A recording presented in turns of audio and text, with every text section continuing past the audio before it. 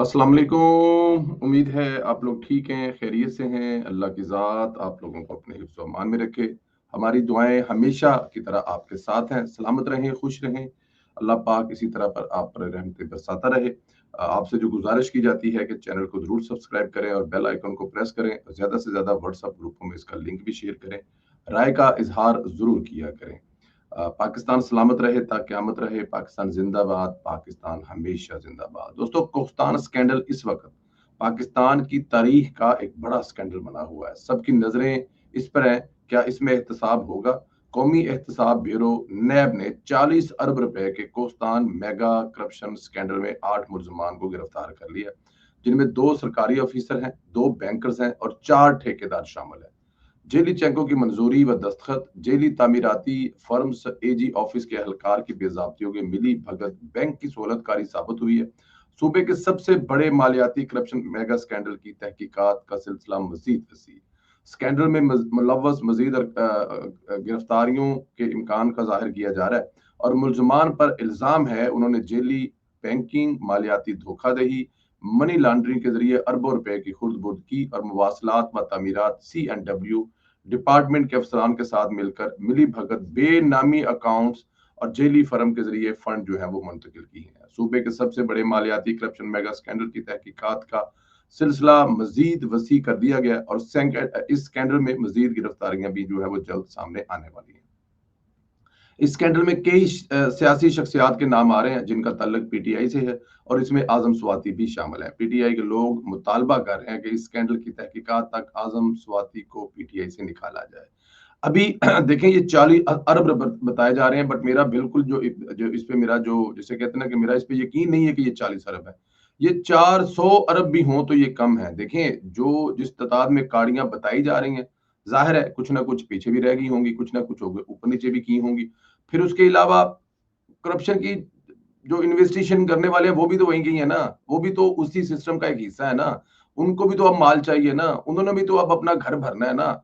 यहाँ पे मतलब ये थोड़ी है कि ये जो 6 लोग पकड़े गए हैं, ये 6 के 6 लोग बेईमान थे, बाकी सारे का सूबा सूबा जो है वो ईमानदार है।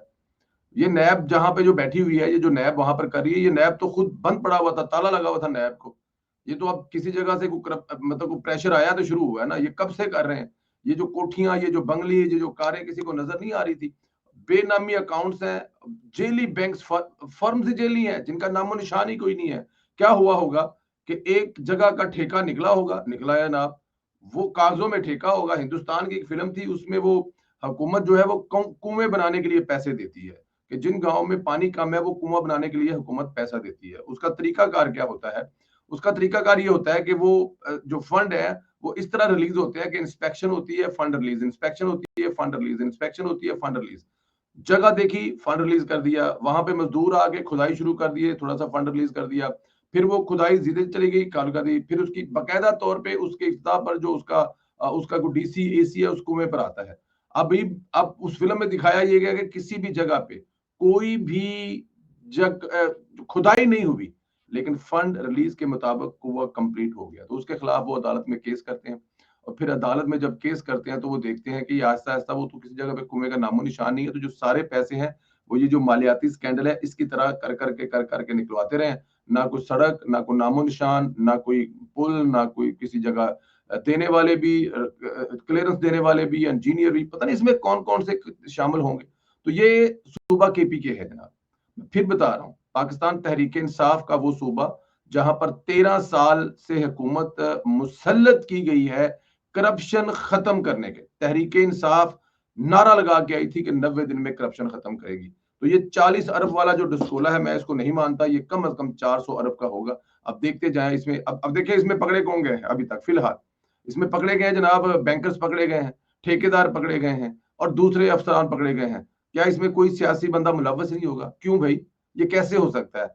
सियासतदानों के बगैर ये मुकम्मल हो सकता ही नहीं है। तो अभी तक इसमें सियासतदान क्यों नहीं को पकड़ा गया? और जिसका नाम आ रहा है आजम स्वाति का, क्या अकेला आजम स्वाति इतने अरबों रुपए के जो है धंधे वो चला रहा था? ऐसा तो नहीं हो सकता ना। इसमें पूरी की पूरी केपीके की हुकूमत मुलव्वस होगी। आप देखिएगा इस पे एक वक्त में जाकर हुकूमत के वो ओहदेदार मुलव्वस होंगे जिनके नाम लेते हुए मतलब जुबान जो है आपकी तंग हो जाएगी। आगे आगे देखते जाएं। ये पाकिस्तान तहरीक इंसाफ है और ये वो है, सिर्फ वहां पे है ना। आप इमरान खान साहब के जो 4.5 साल का है उसकी जरा कोई ईमानदारी से इंक्वायरी तो करे, उस दौर में क्या हुआ है वो आप बस छोड़ दें इस कहानी को। खैर, इधर ट्रंप ने एक और तहलका मचाया हुआ है, वो पाकिस्तान का सफीर बनकर पूरी दुनिया में पाकिस्तान का नाम रोशन कर रहा है। किसी ने सोचा ना था कि पाकिस्तान का आलमी हीरो जो है वो सफीर ट्रंप बनेगा। अमेरिका के सदर ट्रंप ने तस्दीक की है पाक भारत जंग के दौरान 5 त्यारे मार गिराए हैं। मकबूजा कश्मीर के पहलगाम में अप्रैल में मालूम अफराद ने हमला किया था, जिसमें 26 अफराद मारे गए थे। भारत ने बगैर सबूत दिए इस हमले का इल्जाम पाकिस्तान पर आयद कर दिया था, ताहम पाकिस्तान ने इल्जाम यकसर मुस्तरद कर दिया था। मामले की गैर जानबदाराना तहकीकात में ताउन पर आमादगी की इजहार की थी। अमेरिका ने पहलगाम वाक़े की मजम्मत की थी, मगर पाकिस्तान पर इल्जाम से मुतल्लक भारत के बेबुनियाद दावे की हमायत नहीं की थी।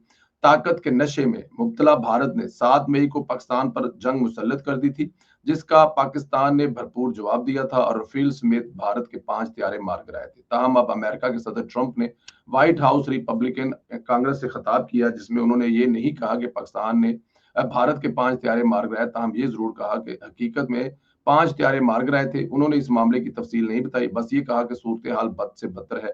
ताहम उन्होंने ये जंग रुकवा दी। मगरबी मीडिया के मुताबिक भारत का भी दावा था कि इसने भारत के त्यारे मार इसने दावा भारत भी यही कर रहा था कि इसने पाकिस्तान के त्यारे मार गिराए हैं। ताहम पाकिस्तान दो टोक अल्फाज में वाज़ेह कर चुके हैं कि पाकिस्तान का कोई लड़ाका जहाज भारत ने तबाह नहीं किया।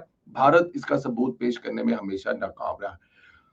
भारत इस ट्रंप के बयान के बाद भारत के अंदर एक कोहराम मचा हुआ है और वो परेशान है कि ये भारत क्यों बैंड बजा रहा है और किस लिए बैंड बजा रहा है। यहाँ पर एक और भी स्टोरी जो है वो भी आपसे शेयर करनी है, ना मुकम्मल है, उस पर भी आपको मुकम्मल करके शायद अगले वीडियो में बताएंगे कि इकोनॉमिस्ट एक बहुत बड़ा जरीदा है, अखबार है दुनिया में, उसमें जो खबर छपती है वो छोटी नहीं होती।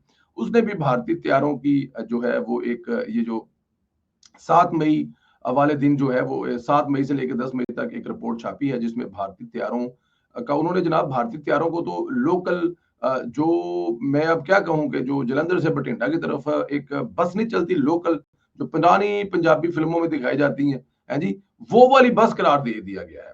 एक तो उन्होंने कहा जनाब के वहाँ के जो लोकल देहाती हैं उनकी जो रिपोर्ट है, उन्होंने कहा जी कि हम लोग अपने घरों पे सो रहे थे और हमने बहुत ज्यादा धमाकों की आवाज सुनी, बाहर निकले तो हमारे सरों के ऊपर से एक गोला जा रहा था और आगे जाके गिरा और नजदीक जाके देखा है तो वो एक त्यारा था और उससे दो जो पायलट है वो उसको उससे जंप कर गए थे, दोनों जख्मी थे, करीबी खेतों में पड़े हुए थे और दो राहगीर जो हैं उन त्यारों की जद में, उस त्यारे की जद में आकर जो है वो मर भी गए थे। और फिर साथ में जो रिपोर्ट के साथ लिखा गया है कि उसके बहुत सारे लोग कह रहे हैं कि वो त्यारे अनकंप्लीट थे। अनकंप्लीट मुराद ये है कि एक दावा तो ये भी किया जा रहा है कि उनके साथ मजाइल ही नहीं थे, क्योंकि उनका ख्याल था क्योंकि हम लोग पाकिस्तान जा नहीं रहे, हम लोग सिर्फ अपनी हवा में शो शू मार रहे हैं, अपने हवा में हम लोग रंगबाजी कर रहे हैं और पाकिस्तान जो है वो तो कम से कम हमला करेगा नहीं हम पे, पाकिस्तान की तो जरूरत नहीं है, तो वो बगैर मिसाइलों की हवा में उड़ रहे थे। एक ये भी रिपोर्ट दी जा रही है। फिर वो कह रहे हैं कि उनके पास जो कोई सोर्स कोड, जो कोड होता है, जो सॉफ्टवेयर होता है, वो उनके पास पूरी तरह उसकी उनकी दस्तरस ही नहीं, और फ्रांस जो है वो भारत पे ट्रस्ट नहीं कर रहा, उनको उसकी एक्सेस ही नहीं दे रहा, जो सबसे बड़ी बात है। इसके अलावा 2-4 चीजें और भी उसमें है। तो वो जो रिपोर्ट है इस वक्त वो भी भारत, और उस पर भारत डिनाई नहीं कर सकता क्योंकि बड़ा अखबार है और बड़ा अखबार जो 2 महीने के बाद, एक 3 महीने के बाद एक स्टोरी छाप रहा है, तो वो छोटी स्टोरी नहीं है। तो भारत जो है इस तरफ चारों तरफ से घिरा हो, जलालत भारत का मुकद्दर बन चुकी है, जिस तरह पाकिस्तान में इमरान खान साहब की। इधर पाकिस्तान तहरीक इंसाफ सेनेट की एक टिकट पर पूरा इनकलाब बहा चुकी है, साबित कर दिया है कि वो बिल्कुल नजरियाती नहीं है। मिर्जा अफरीदी को सेनेट का टिकट दिया गया है। इस टिकट की पूरी पार्टी हलफ दे रही है कि इसको टिकट नहीं दे रहे। अब रात गए इनकी सियासी कमेटी का इजलास हुआ, इसमें मिर्जा अफरीदी को टिकट दे दिया गया। जब टिकट दे दिया गया तब पूरी पार्टी हलफ दे रही थी कि नहीं दे रहे। इमरान खान का सारा नजरिया यही है कि मिर्जा अफरीदी से टिकट जो है वो पैसे लेकर दिया गया। जो अलामिया पाकिस्तान तहरीक इंसाफ ने रात जारी किया, इसकी तफसीर कुछ यूं है। पाकिस्तान तहरीक इंसाफ की सियासी कमेटी का इजलास मुनक्कद हुआ है, जिसमें इमरान खान की तरफ से senate of Pakistan election commission के जो नाम फाइनल किए गए हैं वो कुछ इस तरह है। जनरल नशिस्तों पर मुराद सईद साहब हैं, फैसल जावेद साहब हैं, मिर्जा खान अफरीदी हैं, पीर उल हक कादरी हैं, और ये चारों में से जो एक मुराद सईद हैं, इनके नाम पर कोई शोर नहीं है। इनके नाम पर जो है वो वर्कर उनका वो मतलब कह रहा है ठीक है, क्योंकि वो, लेकिन मुझे समझ नहीं आता कि ये सीट है जाया किए, बंदा ये है नहीं है, कम सामने आएगा नहीं, सेनेट में जा ही नहींगा, वोट दे नहीं पाएगा, तो उससे क्या फर्क पड़ेगा। ठीक है ना जी। पाकिस्तान माजी में भी ऐसे बहुत सारे नाम हम देख चुके हैं, लेकिन मुराद सईद वाला तो नाम ही जाया किया उन्होंने। फैसल जुवेद ठीक है, वो उनका वर्कर है, पुराना है, अब इस पे 565 स्टोरियां है कि क्या करता था, वो एक माइक पकड़ता था, वो कोई बात नहीं। प्रवेश संधीला भी जो सुबह से लेके शाम तक अपनी पार्टी के नारे मारता है, किसी जगह पे कोई बात बन जाएगी तो ये हक है, ये राइट है ना कि आपने बड़ी मेहनत की है अपनी पार्टी की। तो फैसल जुवेद साहब जैसे वर्कर जो है सामने आए हैं। अब ये जो अपीर नूरुल हक साहब के बारे में भी बहुत सारी चीजें पाई जाती हैं, वो भी आप सुन सकते हैं। मिर्जा खान अफरीदी साहब जो है, ये एक सेटबैक है उसके लिए। रुबीना नाज टेक्नोक्रेट और आजम खान ने स्वाति जो और खवातीन है उसमें रुबीना नाज है, और टेक्नोक्रेट में आजम स्वाति खान साहब भी ठीक है, मालदार भी हैं, और वो जाहिर है उनके साथ कुछ रगड़ा शगड़ा भी लग गया हो तो मतलब और राइट है। लेकिन यहाँ पे आपको ये बता दिया जाए, अच्छा हाँ, जो सानिया नश्तर की खाली होने वाली नशिस्त है, इस पर मिशाल यूसुफ से ही उम्मीदवार होंगी। अब यहाँ पर बुशरा बीबी का किला जो है ना वो बड़ा पक्का है। बुशरा बीबी ने इस पे कोई कंप्रोमाइज नहीं किया, और ये आप देख सकते हैं कि बुशरा बीबी का जो बुशरा बीबी की जो बच्ची है ना, वो बिल्कुल तगड़ी है। मतलब बुशरा बीबी ने अपनी बच्ची जो है वो फिट कर ली है, और इमरान खान साहब ने अपना बच्चा जो है वो सेट कर लिया है, और लोग कह रहे हैं कि इमरान खान की सुनी नहीं जा रही। पर आगे चलते हैं। इमरान खान साहब के हुक्म के ऐन मुताबिक पार्लिमानी कमेटी, सियासी कमेटी ने इन्हीं नामों की तस्दीक की है। इलावा अजी पैटर्न चीफ इमरान खान साहब के अहकामात ये थे कि इलेक्शन के मुकाबला या बिला मुकाबला होने का फैसला खैबर पख्तूनख्वा की पार्लिमानी कमेटी की मुशावरत से कर ले, और खैबर पख्तूनख्वा की पार्लिमानी कमेटी ने सेनेट इंतखाबात के हवाले से मुतफिका तौर पर फैसला किया है कि रवायती तौर पर होने वाली खरीदो फरोख्त के शर्मनाक अमल को खत्म करने की इलेक्शन को शफाफ बनाने के लिए बिला मुकाबला फैसले को तरजीह है। इस्लामिया में वाज़ेह तौर पर लिखा है कि ये सब कुछ इमरान खान की जो है ना वो रजामंदी से हो रहा है, और इमरान खान की रजामंदी से हो रहा है। अब ये जो आखिरी लाइन है ना, मैं आपको जरा दोबारा पढ़ देता हूँ।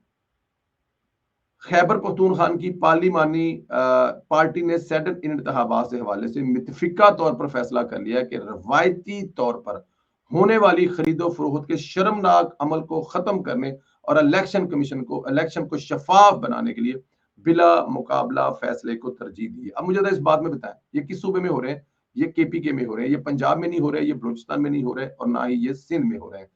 करप्शन का गढ़ कौन सा सूबा है, इस लाइन के अंदर लिखा हुआ है। पाकिस्तान तहरीक इंसाफ अपने अंदर से करप्शन खत्म करने के लिए, पाकिस्तान तहरीक इंसाफ सबसे बड़ी करप्ट पार्टी है, इसी लाइन में छुपा हुआ है कि वो ये चाहते ही नहीं है कि अगर वो इलेक्शन लड़ने जाएंगे और मौजूदा अपोजिशन से केपीके में, तो उनके जो अपने अरकान हैं वो आजाद उम्मीदवारों से वोट लेकर उनको वोट डाल देंगे, और पार्टी के कैंडिडेटों को वोट नहीं डालेंगे। ये करप्शन का हाल है इमरान खान की पार्टी में। मैं पहले भी कह चुका हूं, जिस पार्टी का चेयरमैन और उसकी बीवी दोनों करप्शन की सजा भुगतने के लिए जेल में है, उनकी पार्टी किसी जगह पे कोई ढिल्ला नहीं छड़ रही, करप्शन के अंबार लगाए हुए हैं। ये एक लाइन देख लेना कि पाकिस्तान तहरीक इंसाफ अपने लोगों पे ट्रस्ट ही नहीं कर रहे, कि उनके अपने लोग सारे के सारे बिक गए हैं या बिके हुए हैं या बिक जाएंगे, और वो आजाद अरकान को वोट दे देंगे। इससे बड़ी और करप्शन की मिसाल क्या हो सकती है? तो फिर वो जो कोस्ताना वाला जिसमें 40 अरब बताए जा रहे हैं, तो जो मैं आपको बता रहा हूँ कि 400 अरब की कहानी है, तो वो फिर कम तो नहीं है ना। ये एक बहुत बड़ी कहानी है। कुछ और भी स्टोरियां फिर वो अगले वीलॉग में करते हैं। अल्लाह पाक आप लोगों को सेहत दे, जिंदगी दे, सलामत रखे, आपके बच्चों पर आपका साया कायम रखे। मेरी दुआएं हमेशा आपके साथ हैं। खुश रहें, आबाद रहें। इंशाल्लाह अगले वीलॉग में फिर आपसे मुलाकात होगी। राय का इजहार जरूर दें। पाकिस्तान जिंदाबाद, पाकिस्तान हमेशा जिंदाबाद का नारा जरूर लिखें। Thank you very much. खुदा हाफिज।